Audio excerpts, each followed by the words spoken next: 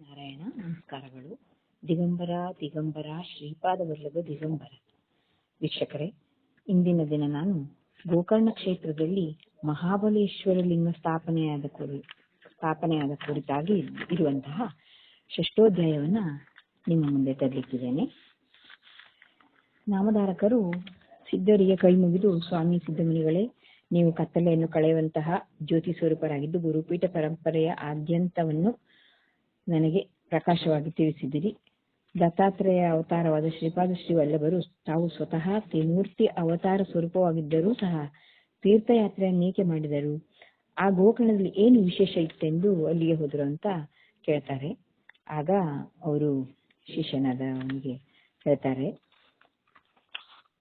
ಈ ಗೋಕರ್ಣ ಕ್ಷೇತ್ರ ತ್ರಿಮೂರ್ತಿಗಳ ವಸತಿ ಸ್ಥಾನವು, ಅದರಲ್ಲಿ ವಿಶೇಷವಾಗಿ ಶ್ರೀ ಶಂಕರನ ಸ್ಥಾನವು ಹಾಗೂ ಉಳಿದ ಅನೇಕ ತೀರ್ಥಗಳಿಂದಲೂ ಅದು ತಮ್ಮ ವಾಸಕ್ಕೆ ಯೋಗ್ಯ ಸ್ಥಾನವೆಂದು ತಿಳಿದು ಅವರು ಅಲ್ಲಿಗೆ ಹೋಗ್ತಾರೆ. ಅಷ್ಟೇ ಅಲ್ಲದೆ ಗೋಕರ್ಣ ಮಹಾತ್ಮೆ ಹೇಳಲಿಕ್ಕೆ ಬಹಳ ಸುಂದರವಾಗಿದೆ, ನೀನಾದ್ರೆ ಏಕಚೇತದಿಂದ ಕೇಳು ಅಂತ ಅವ್ರು ಹೇಳ್ತಾರೆ.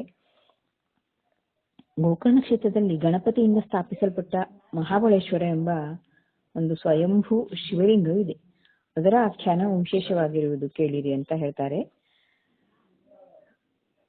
ಅವರು ಇವನ ವಿನಂತಿಗೆ ಬಹು ಸಂತೋಷಪಟ್ಟು ಮಹಾಬಲೇಶ್ವರ ಲಿಂಗದ ಚರಿತ್ರೆಯನ್ನು ಹೇಳ್ತಾರೆ. ಪುಲಸ್ತ್ಯ ಋಷಿಯ ಹೆಂಡತಿಯಾದ ಕೈಕಸಿ ಎಂಬವಳು ಕೇವಲ ಈಶ್ವರನ ಭಕ್ತಳಾಗಿದ್ದು, ಅವಳು ಅತಿ ಪ್ರೀತಿಯಿಂದ ಯಾವಾಗಲೂ ಈಶನ ಅಂದ್ರೆ ಶಿವನ ಪೂಜೆಯನ್ನು ಮಾಡ್ತಿದ್ಲು. ಆಕೆ ನಿತ್ಯ ಶಿವ ಪೂಜೆ ಮಾಡ್ತಾ ಇದ್ಲು. ಹಾಗೆ ಪೂಜೆ ಮಾಡದೆ ಎಂದು ಊಟ ಮಾಡ್ತಿರ್ಲಿಲ್ಲ. ಈ ಪ್ರಕಾರ ನಡೆದಿರುವಾಗ ಒಂದಿನ ಇಂದ್ರ ಬಂದು ಮಾಯೆಯಿಂದ ಆಕೆ ಪೂಜೆ ಮಾಡುವ ಶಿವಲಿಂಗವನ್ನು ಒಯ್ದು ಬಿಡ್ತಾನೆ. ಅದರಿಂದ ಆ ದಿವಸ ಆಕೆ ಪೂಜೆಗೆ ಆ ಲಿಂಗ ಸಿಗಲಿಲ್ಲ. ಅವಾಗ ಅವಳು ಏನ್ ಮಾಡ್ತಾಳೆ ಅಂದ್ರೆ, ವೃತ್ತ ಭಂಗ ಆಗ್ಬಾರ್ದು ಅಂತ ಹೇಳಿದು ಮಣ್ಣಿನಿಂದನೇ ಒಂದು ಶಿವಲಿಂಗವನ್ನು ಮಾಡಿ ಅದನ್ನು ಭಕ್ತಿಯಿಂದ ಪೂಜಿಸ್ತಾಳೆ. ಆಗ ಆಕೆಯ ಹಿರಿಮಗನಾದಂತಹ ದಶಕಂಠನಾದ ರಾವಣನ್ ಬಂದು ನೋಡ್ತಾನೆ. ಅಮ್ಮ, ಇದೇನಿದು, ಏನ್ ಪೂಜೆ ಮಾಡ್ತಾ ಇದೀಯ ನೀನು? ನನ್ನ ಮಗನಾಗಿ ನೀನು ಮಣ್ಣಿನ ಲಿಂಗ ಯಾಕೆ ಪೂಜೆ ಮಾಡ್ತಾ ಇದೀಯ ಅಂತ ಕೇಳಿದಾಗ ಅವಳೆಲ್ಲವನ್ನು ಸಂಗತಿಯನ್ನ ವಿವರವಾಗಿ ಹೇಳ್ತಾಳೆ. ಅವಾಗ ಅವನಿಗೆ ಬಹಳ ಸಿಟ್ಟು ಬರ್ತದೆ. ನೀನೇನು ಚಿಂತಿಸಬೇಡ, ನಾನೇ ನಿನ್ಗೆ ಅದರ ವ್ಯವಸ್ಥೆ ಮಾಡ್ಕೊಡ್ತೇನೆ ಅಂತ ಹೇಳಿ ಕೈಲಾಸ ಪರ್ವತವನ್ನೇ ತಂದ್ಕೊಡ್ತೇನೆ ಅಂತ, ಅಂದ್ರೆ ಶಿವನ ಪೂಜೆ ಮಾಡ್ಲಿಕ್ಕೆ ಹೇಳಿ ಹೇಳ್ತಾನೆ. ಕೈಲಾಸವನ್ನ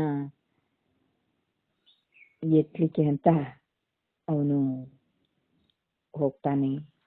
ತನ್ನ 20 ಕೈಗಳಿಂದ ತನ್ನ ತಲೆಗಳನ್ನು ಆ ಪರ್ವತಕ್ಕೆ ಅಪ್ಪಳಿಸಿ ಅಲುಗಾಡಿಸ್ಲಿಕ್ಕೆ ನೋಡ್ತಾನೆ. ಆದ್ರೆ ಅಲುಗಾಡೋದಿಲ್ಲ ಕೈಲಾಸ.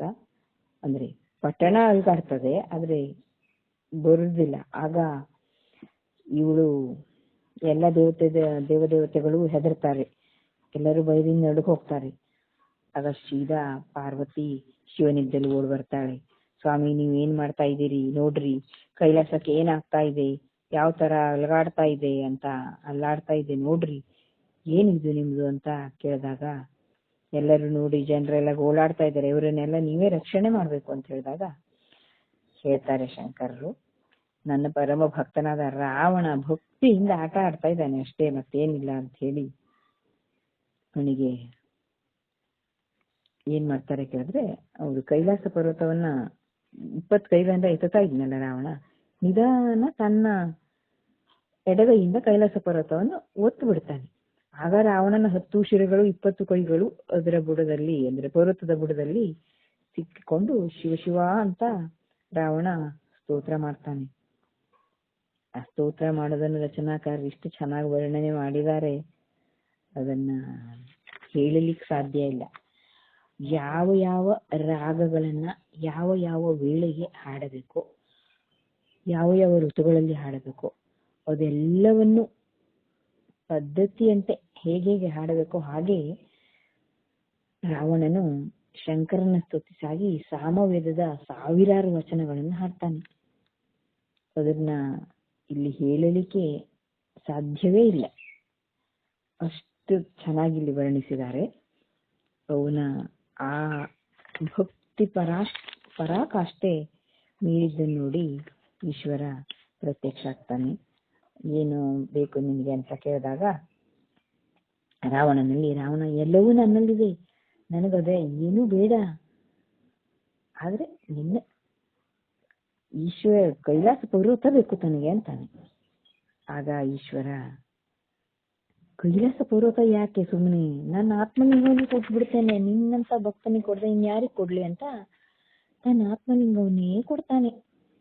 ಕೊಡುವಾಗ ತನ್ನ ಪ್ರಾಣಲಿಂಗವನ್ನು ಕೊಡುವಾಗ, ನೋಡು ಇದು ನಿನ್ನ ಎಲ್ಲ ಇಚ್ಛೆಯನ್ನು ಪೂರ್ಣ ಮಾಡ್ತದೆ. 3 ವರ್ಷ ನೀನು ಎಡೆ ಬಿಡದೆ 3 ಕಾಲದಲ್ಲಿಯೂ 108 ಸಾರೆ ಶಿವ ಪಂಚಾಕ್ಷರಿ ಜಪದಿಂದ ರುದ್ರಾಭಿಷೇಕ ಮಾಡಿಬಿಟ್ರೆ ನೀನೇ ಶಿವನಾಗ್ತೀಯ ಅಂತ ದಶಕಂಠನಾದ ರಾವಣನಿಗೆ ಹೇಳ್ತಾನೆ.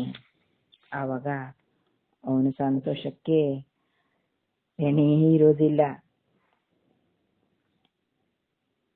ಆದ್ರೆ ಒಂದು ಮಾತು ಹೇಳಿ ಕಳಿಸ್ತಾನೆ, ತನ್ನ ಪ್ರಾಣಲಿಂಗವನ್ನ ನೀನು ನಿನ್ನ ಲಂಕಿಗೆ ಹೋಗುವವರೆಗೂ ಎಲ್ಲಿ ನೆಲದಲ್ಲಿ ಇಡಬಾರದು ಅನ್ನುವಂತಹ ಒಂದು ಕಂಡೀಷನ್ ಹಾಕಿ ಕಳಿಸ್ತಾನೆ. ಇತ್ತ ಆ ವಿಷಯ 33 ಕೋಟಿ ದೇವತೆಗಳಿಗೆ ಮುಟ್ತದೆ. ಅವರೆಲ್ಲ ನಾವೆಲ್ಲ ಇನ್ನೇನ್ ಮಾಡ್ಬೇಕು, ರಾವಣನ ಅಡಿಯಾಳಾಗಿರ್ಬೇಕಲ್ಲ ಅಂತ ಬಹಳ ಚಿಂತೆ ಮಾಡ್ತಾರೆ. ಆಗ ನಾರದ ಇಂದ್ರನ ಹತ್ರ ಬಂದ್ಕೊಂಡು, ಇದಕ್ಕೆ ನಾವು ಏನಾದ್ರು ಉಪಾಯ ಮಾಡ್ಬೇಕಲ್ಲ ಅಂತ ಹೇಳ್ತಾನೆ. ಬ್ರಹ್ಮನ ಹತ್ರ ಹೋಗಿ ಏನಾದ್ರು ಉಪಾಯ ಮಾಡುವ ಅಂತ ಅನ್ಕೋತಾರೆ. ಕಡೆಗೆ ಬ್ರಹ್ಮನ ಹತ್ರ ಹೋಗಿ ಎಲ್ಲ ಸಂಗತಿ ವಿಸ್ತಾರ ಹೇಳಿದಾಗ ಬ್ರಹ್ಮನು, ನಾವೆಲ್ಲರೂ ವೈಕುಂಠಕ್ಕೆ ಹೋಗಿ ವಿಷ್ಣುವಿಗೆ ಎಲ್ಲ ಸಂಗತಿಯನ್ನು ಹೇಳೋಣ ಅಂತ ವೈಕುಂಠಕ್ಕೆ ಹೋಗಿ ವಿಷ್ಣುವಿನ ಹತ್ರ ಎಲ್ಲವನ್ನು ಹೇಳ್ತಾರೆ. ವಿಷ್ಣು ಆಗ ಶಿವನ ಬಳಿ ಬಂದು ಎಲ್ಲಾ ವಿಷಯವನ್ನ ವಿಸ್ತಾರವಾಗಿ ತಿಳ್ಕೊಂಡು, ಯಾಕೆ ನೀನ್ ಹೀಗ್ ಮಾಡ್ದೆ ಅಂತ ಈಶ್ವರನಿಗೆ ಕೇಳಿದಾಗ ಅವನಿಗೆ ಬೋಳಾಶಂಕರ ಅಂತಾನೆ ಹೇಳ್ತಾರೆ. ನೋಡಿ, ಅವನು ಏನ್ ಹೇಳ್ತಾನೆ ಅಂದ್ರೆ, ಅವನು ಭಕ್ತಿಯಿಂದ ಸಾಮವೇದವನ್ನ ಸಪ್ತ ಸ್ವರದಿಂದ, ಅದು ಹೇಗೆ ತನ್ನ ತಲೆಯನ್ನು ಕತ್ತರಿಸಿ ಅದನ್ನು ತನ್ನ ಕೈಯಲ್ಲಿಯ ವೀಣೆಯನ್ನಾಗಿ ಮಾಡಿ ಅದಕ್ಕೆ ತನ್ನ ನರಗಳೆಂಬ ತಂತಿಗಳನ್ನು ಹಚ್ಚಿ ಭಕ್ತಿಯಿಂದ ಹೇಳಿದಾಗ ನಾನು ಹೇಗೆ ಅವನ ಬೇಡಿಕೆಯನ್ನು ಮನ್ನಿಸದೇ ಇರ್ಲಿಕ್ಕೆ ಸಾಧ್ಯ ಆಗ್ತದೆ. ಅವನು ಒಮ್ಮೆ ನನ್ನ ಪತ್ನಿಯಾದ ಪಾರ್ವತಿಯನ್ನು ಕೇಳಿದ್ರು ನಾನು ಕೊಟ್ಬಿಡ್ತಿದ್ದೆ ಅಂತ ಹೇಳ್ತಾನೆ. ಆಗ ವಿಷ್ಣು, ನಿನಗೆ ಇಷ್ಟೆಲ್ಲ ನೀನು ಮಾಡಿರೋದ್ರಿಂದ ನಮಗೆಷ್ಟು ಕಷ್ಟಕ್ಕೆ ಬಂದಿದೆ ಗೊತ್ತಾ ಅಂತ ಹೇಳ್ತಾನೆ. ಅಷ್ಟಲ್ಲದೆ ನೀನು ಅವನಿಗೆ ಏನ್ ಹೇಳಿದ್ದೆ, ಹೇಗೆ ಕೊಟ್ಟಿದ್ದೆ, ನೀನು ಕೊಟ್ಟು ಎಷ್ಟು ಹೊತ್ತಾಯ್ತು ಅಂತೆಲ್ಲ ಪ್ರಶ್ನೆ ತಿಳ್ಕೊಳ್ತಾನೆ. ಆಮೇಲೆ ಅದಕ್ಕೊಂದು ಉಪಾಯವನ್ನು ಹುಡುಕಿ, ಯಾಕೆಂದ್ರೆ ಅವನು 3 ಹೊತ್ತು ಸಂಧ್ಯಾ ವಂದನೆ ಮಾಡ್ಬೇಕಲ್ವಾ ರಾವಣ. ಸಂಧ್ಯಾ ವಂದನೆ ಮಾಡೋ ಟೈಮ್ ಬರೋ ಹಾಗೆ ಸುದರ್ಶನ ಚಕ್ರವನ್ನು ಹಿಡಿದು ಸಂಜೆ ಕಾಲ ಆದಂಗೆ, ಅಂದ್ರೆ ತ್ರಿಸಂಧ್ಯಾ ಕಾಲ ಆಗುವಂಗೆ ಮಾಡ್ತಾನೆ. ಅತ್ತ ನಾರದ ಲಂಕೆಗೆ ಹೋಗುವನಂತೆ ರಾವಣನ ಎದುರಿಗೆ ಹೋಗಿ ತೀವ್ರವಾಗಿ ನಿಂತ್ಕೊಂಡು ಅವನನ್ನು ಮಾತಿಗೆ ಎಳೆದು ಇದೇನು, ಇದ್ರ ಮಹಿಮೆ ಏನು ಎಲ್ಲ ವಿಚಾರ ಮಾಡಿ ಮಾತಾಡ್ತಾನೆ. ಈತ ರಾವಣನಿಗೆ ವಿಘ್ನ ತರಲಿಕ್ಕೆ ಅಂತ ಗಣಪತಿಯನ್ನು ಕಳಿಸಿ ಎಲ್ಲಾ ವ್ಯವಸ್ಥೆಗಳನ್ನು ಮಾಡಿರ್ತಾರೆ ದೇವತೆಗಳು. ಯಾಕೆಂದ್ರೆ ಅವನು ವಿಘ್ನವನ್ನು ತಂದೊಡ್ಡಬೇಕಲ್ಲ. ಗಣಪತಿ ನಿರ್ವಿಘ್ನ ಕೊಡುವಂತ ನಾವು ಅವನ ಹತ್ರ ಬಿಡ್ತೀವಿ, ನಿರ್ವಿಘ್ನದಾಯಕ ಗಣಪತಿ ಅಂತ ಅಂದ್ರೆ ವಿಘ್ನ ತಂದು ಕೊಡೋನು ಅವನೇ ಆಗಿರ್ತಾನೆ. ಅದಕ್ಕಾಗಿ ನಿರ್ವಿಘ್ನದಾಯಕನಾದ ಗಣಪತಿಯನ್ನೇ ವಿಘ್ನವನ್ನು ತಂದೊಡ್ಡು ಅಂತ ಎಲ್ಲ ವಿಷಯವನ್ನು ಅವನಿಗೆ ಸವಿಸ್ತರವಾಗಿ ತಿಳಿಸಿ, ಹೇಗಾದ್ರೂ ನೀನು ಭೂಮಿಯಲ್ಲಿ ಇಡಪ್ಪ ನಿನ್ನ ತಂದೆ ಆತ್ಮಲಿಂಗವನ್ನ ಹೇಳಿ ಕಳಿಸ್ತಾರೆ. ಕಳಿಸುವಾಗ ನನಗೆ ಹೊಟ್ಟೆ ಹಸಿದಿದೆ, ಮೊದಲು ನನ್ನ ಹೊಟ್ಟೆ ಕೊಡ್ರಿ ಅಂದಾಗ ಅವನಿಗೆ ಬೇಕಾದ ಎಲ್ಲ ತಿಂಡಿ ತೀರ್ಥಗಳನ್ನ ಕೊಟ್ಟು ಸಂತೋಷ ಪಡಿಸಿ ಕಳಿಸ್ಕೊಡ್ತಾರೆ. ಅತ್ತ ನಾರದರು ರಾವಣನ ಹತ್ರ ಎಲ್ಲ ಮಾತಾಡಿ, ಸಂಧ್ಯಾಕಾಲ ಐತಲ್ಲ, ನಾನು ಸಂಧ್ಯಾ ವಂದನೆಗೆ ಹೋಗ್ತೆ ಅಂತ ಅವನಿಗೆ ಪರೋಕ್ಷವಾಗಿ ಹೇಳಿ ತಾವು ಆ ಕಡೆ ಹೋಗ್ತಾರೆ. ಅವನ ತಲೆಯಲ್ಲಿ ಅಂದ್ರೆ ಸಂಧ್ಯಾ ವಂದನೆ ಮಾಡ್ಬೇಕು ಅನ್ನೋದನ್ನ ನೆನ್ಪು ಮಾಡಿದ ಹಾಗೆ. ಅಷ್ಟೊತ್ತಿಗೆ ಈ ಕಡೆ ಗಣಪತಿ ಸಣ್ಣ ಬಾಲಕನ ವಟುವಿನ ರೂಪದಲ್ಲಿ ಕಾಣಿಸ್ಕೊಳ್ತಾನೆ. ಯಾರಿಗೆ? ರಾವಣನಿಗೆ. ಆಗ ರಾವಣ, ಓಹೋ ನನಗೆ ಒಳ್ಳೆ ಜನ ಸಿಕ್ಕಿದ್ರು ಅನ್ಕೊಂಡು ಅವನ ಹತ್ರ ಹೋಗಿ, ಆ ಬಾಲಕನ ಹತ್ರ ಹೋಗಿ ಪಗೆ ಆಗ ಅವನಿಗೆ ತಿಳಿಸಿ ಹೇಳಿ ಅವನ ಕೈಯಲ್ಲಿ ಲಿಂಗವನ್ನು ಕೊಟ್ಟು ತಾವು ಸಂಧ್ಯಾ ವಂದನೆಗೆ ಹೋಗ್ತಾರೆ. ಆಗ ಆ ಸಣ್ಣ ಬಾಲಕ ಹೋಗುವಾಗ್ಲೇ ಹೇಳಿದ್ದ, ನನ್ನ ಹತ್ರ ನಾನು ಸಣ್ಣಿದ್ದೇನೆ, ನಂಗೆ ಅಷ್ಟೆಲ್ಲ ಹಿಡ್ಕೊಳ್ಲಿಕ್ಕೆ ಆಗೋದಿಲ್ಲ, ನಾನು ಹೇಳಿ ಕೇಳಿ ಒಂದ್ ಸಣ್ಣ ಬಾಲಕ, ನೀ ಮತ್ತೆ ನನ್ನೆಲ್ಲ ನಂಬ್ಕೊಳ್ಬೇಡ ಹೇಳಿ ಒಜ್ಜೆ ಆದ್ರೆ ಅಂದ್ರೆ ಭಾರ ಆದ್ರೆ ನಾನು ಇಟ್ಟು ಬಿಡ್ತೇನೆ ಅಂತ ಹೇಳಿ ಕಳಿಸ್ತಾನೆ. 3 ಸಾರಿ ನೀನು ಕರಿತಾನೆ ಹೇಳ್ತಾನೆ. ಆಗ ಅವ್ನು, ಇಲ್ಲ ನಾ ಬೇಗ ಬಂದ್ಬಿಡ್ತೇನೆ, ನಿಂಗೇನು ಆಗಲ್ಲ, ನಿನ್ನ ತಂದೆ ತಾಯಿ ಯಾರು ಅಂತ ಅವ್ರು ಕೇಳ್ಕೊಂಡಿರ್ತಾರೆ. ನನ್ನ ತಂದೆ ಎಲ್ಲ ಭಿಕ್ಷುಕ, ನನ್ನ ತಾಯಿ ಇನ್ನೇನ್ ಮಾಡ್ತಾಳೆ, ತಂದೆ ಭಿಕ್ಷುಕನಾದ್ಮೇಲೆ ಅಂತ ಹೇಳಿರ್ತಾನೆ. ಹಾಗಾಗಿ ಇವ ರಾವಣ ಏನ್ ಅನ್ಕೋತಾನೆ, ಅವನು ಬಡವ ಅಂತ ಅನ್ಕೊಂಡು, ಓ ನೀನು ಈಗ ನನ್ನ ಹಿಡ್ಕೊ, ಯಾತ್ಮಲಿಂಗನ ಹಿಡ್ಕೊ, ನಾನು ನಿನ್ ಕೊನೆಗೆ ನಮ್ಮನೆ ಕರ್ಕೊಂಡೋಗಿ ಲಂಕಾಪಟ್ಟಣ ಕರ್ಕೊಂಡೋಗಿ ನಮ್ಮನೇಲಿ ನೀ ಪೂಜೆ ಮಾಡ್ತಾ ಇರ್ಬೋದು, ನಿಂಗೆ ಎಲ್ಲ ವ್ಯವಸ್ಥೆ ಮಾಡ್ಕೊಡ್ತೇನೆ ಅಂತ ಅವನನ್ನ ಉಬ್ಬಿಸ್ದಾಗ ಮಾಡಿದಾಗ ಇವನು ಒಪ್ಕೊಂಡಾಗ ನಾಟಕ ಮಾಡಿರ್ತಾನೆ ಗಣೇಶ. ಈಗ ರಾವಣನ ತಲೆಯಲ್ಲೇನು, ಓ ಇವನಿಗೆ ಏನೂ ತಿಳಿಯೋದಿಲ್ಲ, ಇಷ್ಟು ಸಣ್ಣ ಬಾಲಕನಿದ್ದಾನೆ, ಇವನೇನು ಹಾಗೆಲ್ಲ ಏನು ಮಾಡ್ಲಿಕ್ಕಿಲ್ಲ, ನನಗೆ ಮೋಸ ಮಾಡ್ಲಿಕ್ಕಿಲ್ಲ ಅಂತ ಅಂದ್ಕೊಂಡು ಅವನ ಕೈಲಿ ಕೊಟ್ಟು ಸಂಧ್ಯಾ ವಂದನೆಗೆ ಹೋಗ್ಬಿಡ್ತಾನೆ. ಅವನು ಯಾವಾಗ ಸಂಧ್ಯಾ ವಂದನೆಗೆ ಹೋಗಿ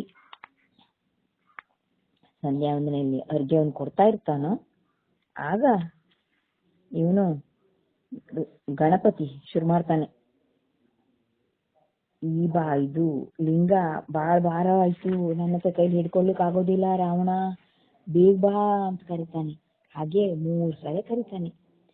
ನ್ಯಾಸಪೂರ್ವಕವಾಗಿ ಅರ್ಘ್ಯ ಕೊಡ್ತಿದ್ದ ರಾವಣ ಮಾತಾಡೋ ಹಾಗಿಲ್ಲ, ಕೈ ಸನ್ನೆ ಮಾಡ್ತಾನೆ. ಮತ್ತೊಮ್ಮೆ ಕರೆದ ಅಂದ್ರೆ ಒಟ್ಟು 3 ಸಾರಿ ಕರೆದ. 3 ಸಾರಿ ಕರೆಯೋದ್ರೊಳಗೆ ಇವನಿಗೆ ಸಂಧ್ಯಾ ವಂದನೆ ಮುಗಿದಿರ್ಲಿಲ್ಲ. ಸಂಧ್ಯಾ ವಂದನೆ ಮಧ್ಯದಲ್ಲಿ ಎದ್ದು ಹೋಗ್ಬಾರ್ದು, ಮಾತಾಡಬಾರ್ದು ಅನ್ನೋದೆಲ್ಲ ಮೊದ್ಲಿಂದ ನಡ್ಕೊಂಡು ಬಂದ ಪದ್ಧತಿ. ಆಗೆಲ್ಲ ಅದನ್ನ ಚಾಚು ತಪ್ಪದೆ ನಡೆಸ್ತಾ ಇದ್ರು. ಹಾಗಾಗಿ ರಾವಣ ಎಂತ ಮಾಡ್ದ, ತಾನು ಹೋಗ್ಬೇಕಲ್ಲ ಅನ್ಕೊಂಡು ಮುಗಿಸ್ಕೊಂಡು ಬೇಗ ಧಾವಿಸ್ತಾನೆ ಈ ಗಣೇಶನ ಹತ್ರ. ಆದ್ರೆ ಅಲ್ಲಿಗಾಗ್ಲಿ ಗಣೇಶ ಏನ್ ಮಾಡಿದಾನೆ, ತನ್ನ ಹತ್ರ ಆಗೋದಿಲ್ಲ ಅಂತ ಹೇಳ್ತಾ ಭೂಮಿಯಲ್ಲಿ ಆತ್ಮಲಿಂಗವನ್ನು ಇಟ್ಬಿಟ್ಟಿದ್ದಾನೆ. ಆಗ ರಾವಣನಿಗೆ ಕೋಪಾವಿಷ್ಟನಾಗಿ ಅವನ ತಲೆ ಮೇಲೆ ಗುದ್ದಿಡ್ತಾನೆ. ಆದ್ರೆ ಆಗ ಗಣೇಶ ಹೇಳ್ತಾನೆ, ಯಾಕಪ್ಪ ನಾನೀಗ ಮೊದ್ಲೇ ಹೇಳಿಲ್ವಾ, ನೀ ನನ್ನ ತಲೆ ಮೇಲೆ ಯಾಕೆ ಹೀಗೆಲ್ಲ ಗುದ್ದುತ್ತೀಯ ಅಂತ ಹೇಳ್ತಾನೆ. ನಾ ಭಾರ ಆದ್ರೂ ಇಡ್ತೇನೆ ನನಗೆ ಅಂತ ಹೇಳಿದ್ದೆ, ನಂದೇನ್ ತಪ್ಪಿದೆ, ನನ್ನ ಅಪ್ಪನಿಗೆ ಹೇಳ್ಕೊಡ್ತೇನೆ ನೋಡು ಅಂತ ನಾಟಕ ಮಾಡ್ತಾ ಹೋಗ್ತಾನೆ. ಇತ್ಲಾಗಿ ರಾವಣ ಲಿಂಗ ಭೂಮಿ ಮೇಲೆ ಹೇಗೂ ಇಟ್ಟಾಗೋಯ್ತು, ಇನ್ನೇನ್ ಮಾಡೋದು ಅನ್ಕೊಂಡು ತನ್ನ 20 ಕೈಗಳಿಂದ ಕೀಳ್ಲಿಕ್ಕೆ ಪ್ರಯತ್ನ ಪಡ್ತಾನೆ. ಭೂಮಿ ಅಲ್ಗಾಡಿದ್ರು ಅದನ್ನು ಕೀಳೋಕಾಗಲ್ಲ.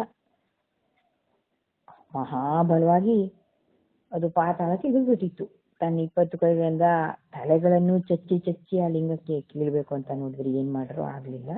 ಆಗ ಅದನ್ನ ಹಿಂಗೆ ಕೈ ಮೇಲೆ ಮುರುಡಿ ಮಾಡಿ ಎತ್ತಲಿಕ್ಕೆ ನೋಡ್ದ.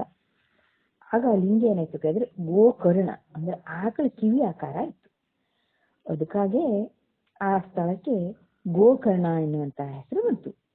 ಈ ಪ್ರಕಾರ ರಾವಣ ಈ ದೇವತೆಗಳ ತಂತ್ರವೆಂದು ಗೊತ್ತಾಯ್ತು ಅವಾಗ ಅವನಿಗೆ. ಅವಾಗ ಏನ್ ಮಾಡೋದು, ಇನ್ನೇನ್ ಪ್ರಯೋಜನ ಇಲ್ವಲ್ಲ ಅಂದ್ಕೊಂಡು ಲಂಕೆಗೆ ಹೋಗ್ತಾನೆ. ಮುಂದೆ ಅನೇಕ ವರ್ಷಗಳ ನಂತರ ರಾವಣ ಅದೇ ಗೋಕರ್ಣಕ್ಕೆ ಹೋಗಿ ಉಗ್ರವಾದ ತಪಸ್ ಮಾಡಿ ತನಗೆ ಬೇಕಾದ ವರವನ್ನು ಪಡಿತಾನೆ. ಈ ಗೋಕರ್ಣ ಕ್ಷೇತ್ರದಲ್ಲಿ ಈಗಲೂ ಆ ಪ್ರಾಣಲಿಂಗ ಮಹಾಬಲೇಶ್ವರ ಎನ್ನುವಂತ ಹೆಸರಿನಿಂದ ಪ್ರಸಿದ್ಧಿ ಇದೆ. ಆಮೇಲೆ ಯಾವತ್ತೂ ದೇವತೆಗಳು ತಾವು ಅಲ್ಲಿಗೆ ಒಂದು ವಾಸ ಮಾಡ್ತಾರೆ. ಆ ಗೋಕರ್ಣದ ಕ್ಷೇತ್ರದ ಖ್ಯಾತಿ ಬಹಳ ವಿಸ್ತಾರವಾಗಿ ಆಯಿತು. ಈ ಗೋಕರ್ಣ ಕ್ಷೇತ್ರದಲ್ಲಿ ಇನ್ನೂ ಅಪಾರವಾದ ಮಹಿಮೆಗಳಿವೆ. ಅವುಗಳನ್ನು ಹೇಳಲಿಕ್ಕೆ ಬಹಳ ಚೆನ್ನಾಗಿದೆ ಅಂತ ಇಲ್ಲಿ ರಚನಾಕಾರರು ಹೇಳ್ತಾರೆ. ಸ್ಕಂದ ಪುರಾಣದಲ್ಲಿ ಅದರ ಬಗ್ಗೆ ಬಹಳ ವಿಶೇಷವಾಗಿದೆ. ಈ ಖ್ಯಾತಿ ತ್ರಿಲೋಕದಲ್ಲೆಲ್ಲ ಹಬ್ಬಿತು ಅಂತ ಹೇಳ್ತಾರೆ. ಇದನ್ನು ಕೇಳಿ ನಾಮಧಾರಕನಿಗೆ ಅತಿಯಾದ ಸಂತೋಷವಾಗಿ ಗುರುಗಳಿಗೆ ನಮಸ್ಕರಿಸುತ್ತಾನೆ. ವೀಕ್ಷಕರೇ, ನಿಮಗೂ ಎಲ್ಲ ಗೋಕರ್ಣದ ಮಹಿಮೆ, ಗೋಕರ್ಣದಲ್ಲಿ ಹೇಗೆ ಆತ್ಮಲಿಂಗ ಸ್ಥಾಪನೆ ಆಯಿತು ಅನ್ನೋದನ್ನ ಕೇಳಿ